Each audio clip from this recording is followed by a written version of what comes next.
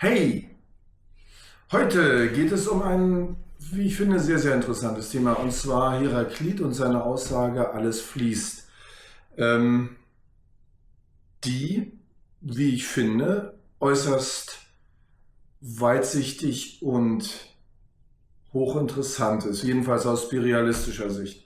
Also Heraklit war ja ein griechischer Philosoph, der lebte ungefähr vor 2000 Jahren, genau gesagt geboren um 535 vor Christus. Und er hatte im Grunde zwei Aussagen, die recht bekannt sind, glaube ich. Du kannst nicht zweimal in denselben Fluss steigen und dieses alles fließt. Heraklit galt als sehr vielschichtiger Philosoph, der sehr dunkle und schwer verständliche Thesen aufstellte, und ich habe sozusagen meine Interpretation dazu, die ich also zum Besten geben möchte. Wie kommt er auf die Metapher des Flusses? Also aus meiner Sicht ist es so, dass der Heraklit einen Begriff nimmt, ganz ähnlich irgendeinem anderen Gegenstandswort, der Stein, der Schrank, das Haus, der Fluss, und untersucht diesen Gegenstand und sagt,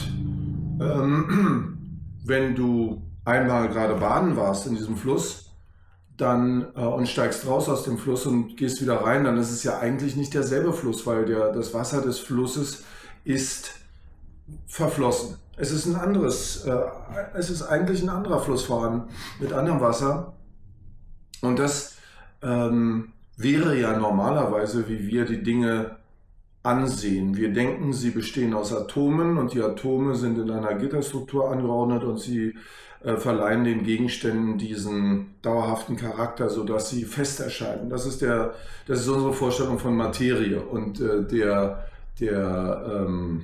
Heraklit sagt eben, angewandt auf den Fluss scheint das nicht zu stimmen, denn wenn ich einmal in den Fluss gestiegen bin und nochmal rein will, dann ist der Fluss eigentlich ein anderer. Und er kommt deshalb zu der Überzeugung, dass diese Wesenseigenschaft des Flusses übertragbar ist auf alle anderen Dinge, auch wenn wir das nicht sehen können. Auf den Stein beispielsweise. Der fließt auch, nur in einer für den Menschen unsichtbaren Weise. Warum sagt er das?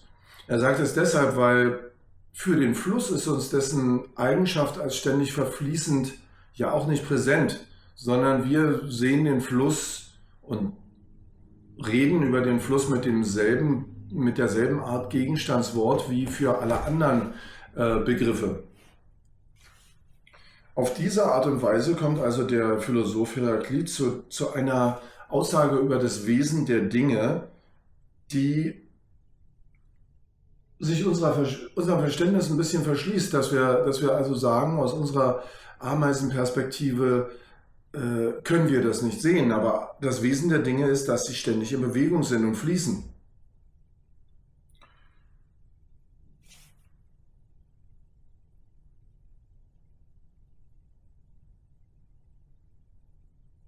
Die Dinge sind also nicht beschaffen, wie im Materialismus wahrgenommen, sondern sie befinden sich in einem stetigen Wandel. Diese Sicht hat im Grunde mehr und mehr auch die Quantenphysik, die überall dort, wo sie eigentlich auf stetige Aussagen treffen sollte, darauf kommt, dass die angenommene Materie zum Teil nicht vorhanden ist oder dass sie einem Wandel unterliegt, der zum Teil zufälligen Charakter hat.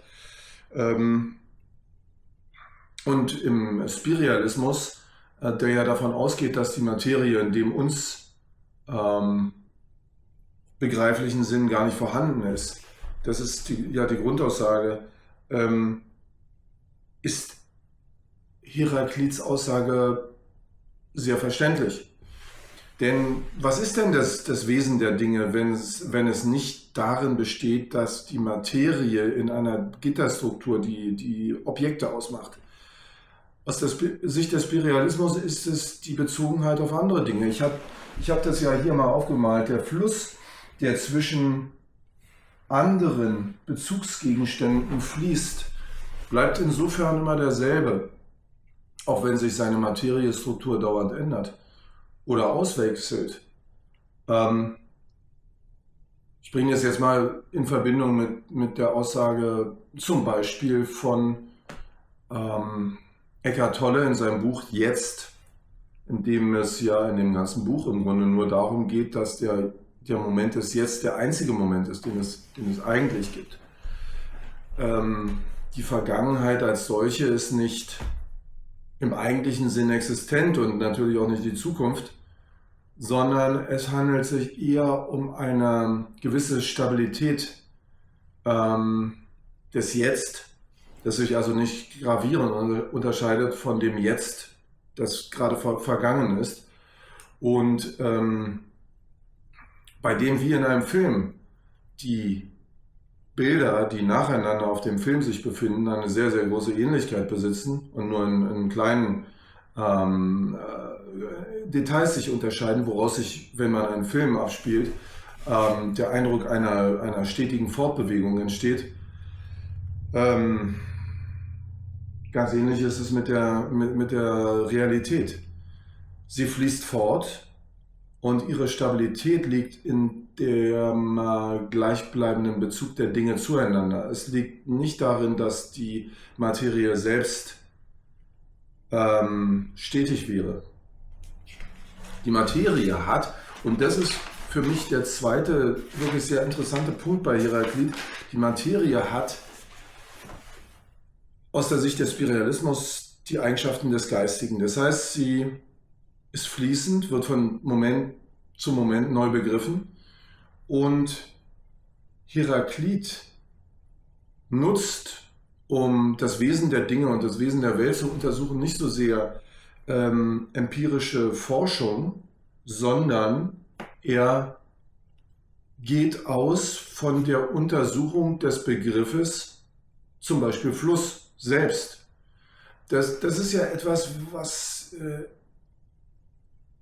was ich ja auch immer mache und wo sicherlich der Materialist ein bisschen Schwierigkeiten hat zu verstehen, wie das überhaupt funktionieren soll, dass man also nicht die Materie untersucht, von der ja der Spiritualismus ausgeht, dass es sie gar nicht gibt, sondern die Begriffe von der Materie.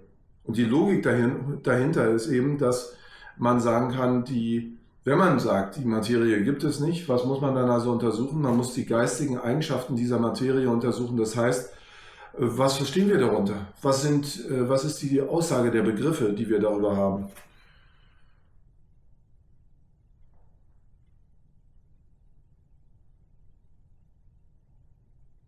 Gut, ich will es damit wieder bewenden lassen und sage erstmal over and out.